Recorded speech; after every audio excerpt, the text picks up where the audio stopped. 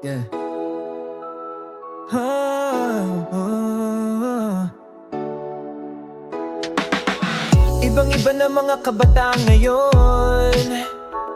Mahirap na pasunodin pag inuutusan, nakasimangot at sumasagot pa. Pag minsan napapatanong ka na lang, bakit sila ganon? Saan ka nagkulang? Yeah. Lahat halos ng kabataan ngayon wala nang ibang ginawa maghapon kundi mag-cellphone at maglaro ng mga online games. Kaya pag-aabalahin mo at meron kang ipapakisuyo, nagagalit at nagdadabog, di mo pa makausap ng maayos. At ang isa pang problema, di mo makuha ang cellphone at lagi pang nagpupuyat. Kaya tayong mga magulang ay napapatanong na lang, bakit sila ganon? Saan ka nagkulang?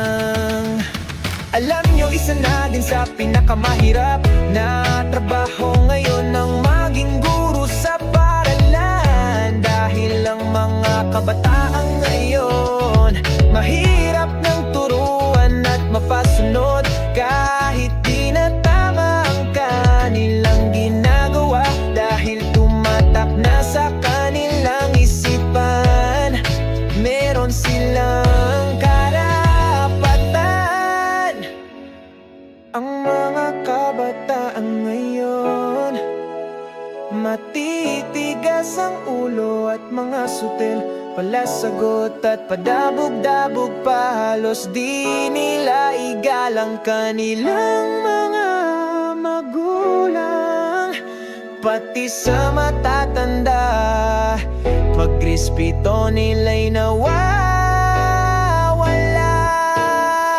Oh, iba na talaga henerasyon ngayon dahil na din siguro sa pamamalakad ng gobyerno. Masyado nilang binigyan ng karapatang pantao na sukdulang mawala na ang kanilang respeto. Kaya ang mga magulang ngayon hirap na hirap sa pagpapalaki at pagpapayo.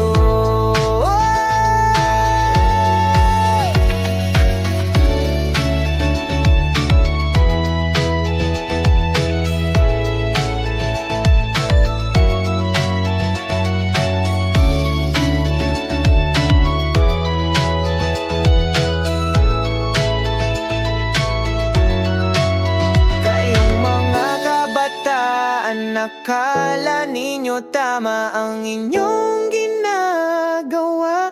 Huwag kayong maging lapastangan sa inyong mga magulang.